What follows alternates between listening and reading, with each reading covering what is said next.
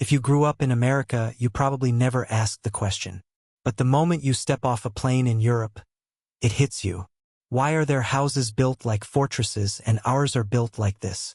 Wood, particle board, vinyl. In a country with more money, more technology, and more building codes than anywhere on Earth, we build our homes out of the same material we use for campfires. And no, the answer is not because we had a lot of trees. That is what they want you to think.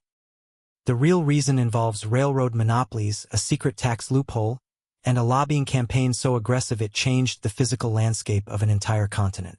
Here is the story you learned in school. America was covered in forests. Trees were free, so of course the colonists built with wood.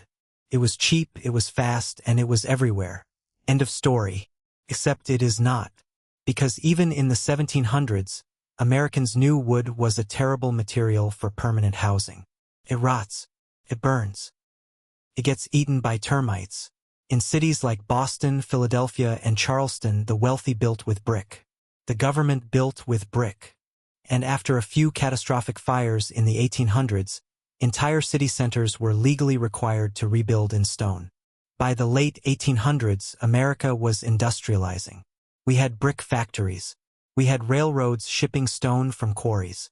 We had the technology to build homes that lasted 200 years. And then we just did not. Something happened between the horse and buggy era and the post-war boom. Something that had nothing to do with trees, and everything to do with who was making money. Meet the lumber trust. In the decades after the Civil War, a handful of companies controlled almost every tree in the country. Weyerhaeuser, International Paper. Men with names on buildings today were, back then, running a cartel. They did not just own the forests. They owned the railroads that carried the wood. And here is where it gets clever. In the 1870s and 80s, railroads were desperate for cargo. They needed something bulky, heavy, and constantly in demand to justify laying track to the middle of nowhere. Coal was one. Lumber was the other. So the Lumber Railroad Alliance launched what might be the most successful marketing campaign in American history. They did not sell wood. They sold a lifestyle. Wood was natural. Wood was democratic. Wood was the material of the self-made American man, carving his destiny out of the wilderness. Brick was European. Brick was for kings and cathedrals. Real Americans built with timber.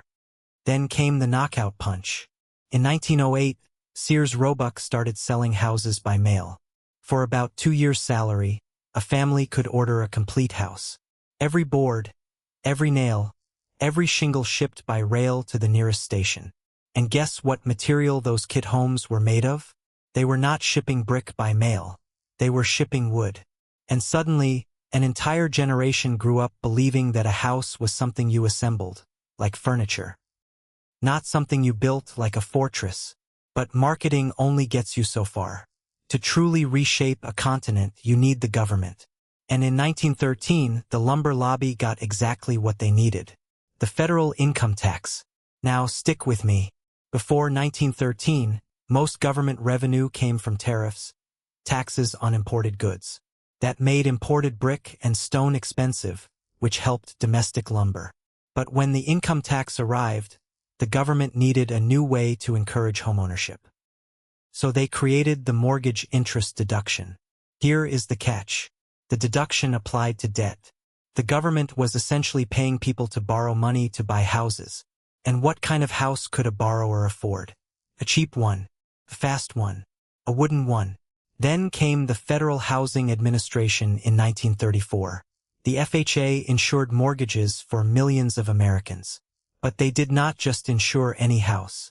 They had standards. And those standards heavily favored wood frame construction. Why? Because wood was standardized.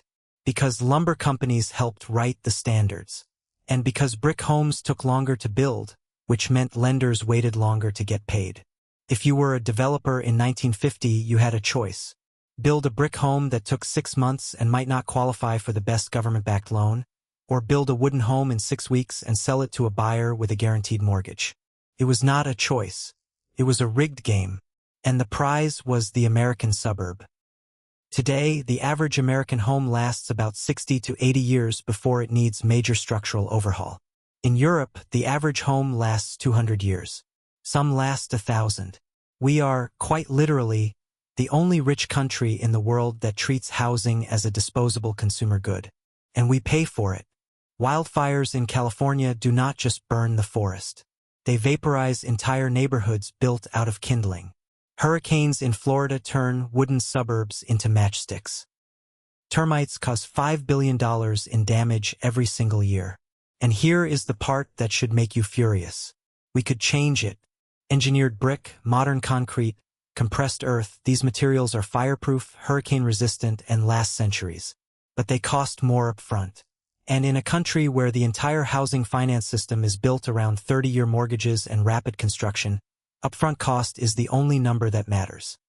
The lumber industry did not just win in 1908. They built a machine that keeps winning.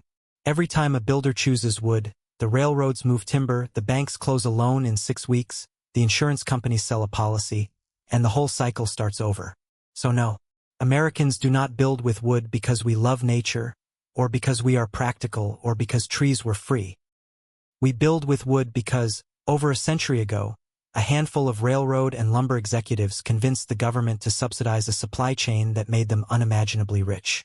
They wrote the building codes. They shaped the tax code. They sold us a story about the natural American home while they turned housing into the fastest, cheapest, most profitable assembly line in history.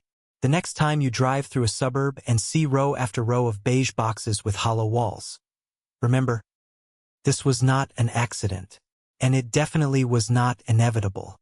It was built this way, on purpose. If you grew up in the suburbs, you probably never noticed the concrete pillars in the middle of the highway. The ones with no signs on them. No lights. Just pillars. They are in almost every state. They have been there since the 1950s. And the reason they exist involves nuclear war, a secret government program, and a design flaw that could only happen in America. Subscribe.